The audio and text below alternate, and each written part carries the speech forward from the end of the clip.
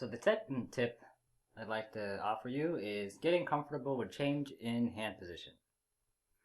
So in this piece, there are some changes from going from one part of the keyboard to the other, and you basically want to make sure you're prepared enough mentally and also in your hands to make sure you know where you're going. You want to be familiar where your hands are to begin with.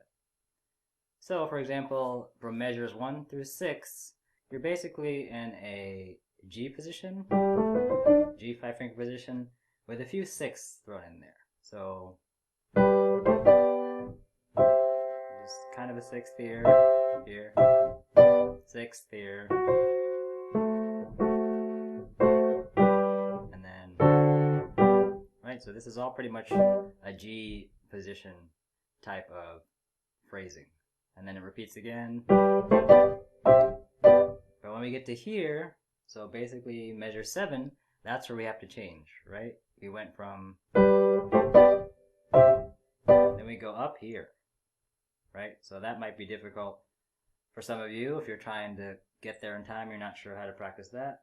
So know that in measure 7, that's a part you have to work on, and you have to basically be prepared for it to go up here.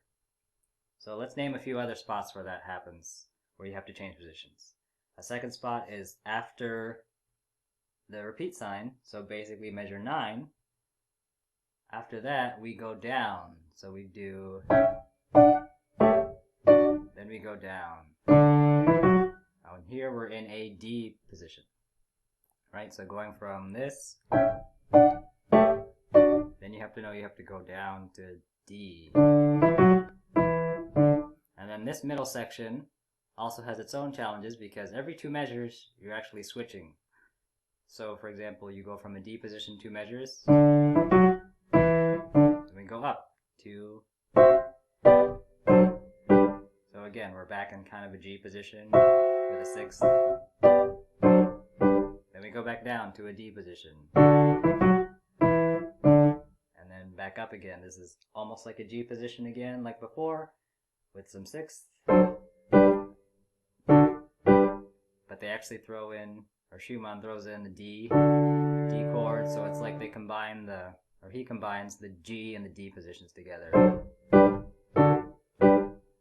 Right? So as you can see, throughout the piece, you're going kind of in one position to the other, one way, the other way.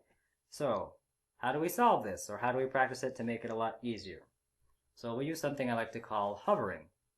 And all that basically means is you're practicing something slowly and then putting your hands in the new position right before you get there so that you can play it on time. So measure 7 is the first time we switch from a G position to something else where we go up here. So one way to practice it is, number 1, make sure it's slow when you practice it, so not your performance speed. And you can try this hands separately or hands together. So let's say we took the right hand. I'm starting on measure 5. So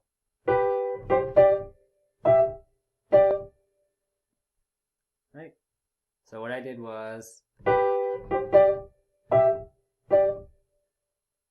so I'm hovering over the spot where I need to be, which is E and G, but I didn't play it. I'm just training my arm and my body to know that after I do this, I have to be here. So practicing this technique, you would just do it multiple times. And notice that my arm, I'm not moving slow, I'm not moving at the same speed or the tempo that I was playing at. I'm not doing 1, 2, move. It's actually quicker than that. 1, 2, move. 1, 2, move. So let's try that again in measure 9. Measure 9, or the middle section, every 2 measures it changes. So in the piece we go, then we have to go up to this part. So if we did the hovering,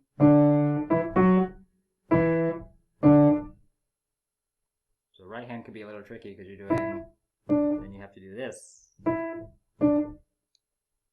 Another tip I can offer as you're doing this is to have your eyes on the keys you need to land on. So as I'm playing this part, my eyes are actually looking over here. So my hands are doing this, but my eyes are on the next measure right here. So that's one thing you could also do as you practice.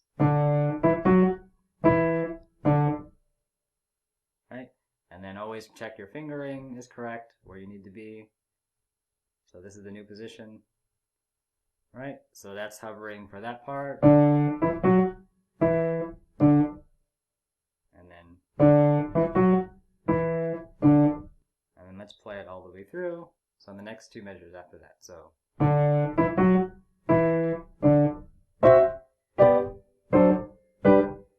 right?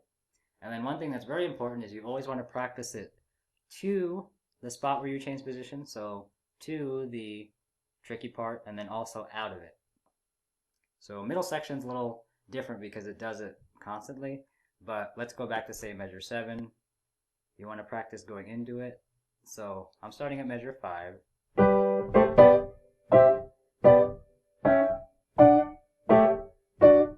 Right? So the treble spot basically was measure 7 because we're in a new position. And then if we repeat it, like it says in the addition we have, we'd go back to a G position. So that's what I mean by going back, coming out of it. So you're coming out of the position, and then you go back to the original, which is the beginning of the piece. So you want to practice going into it, going into it. That's it. Going into it, and then coming out of it. So for here, say new position, then you want to go back here. So this is the hovering technique coming out of it. 1, 2, and then here.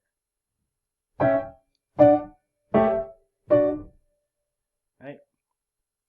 So that's the basic hovering technique, and hope that's helpful.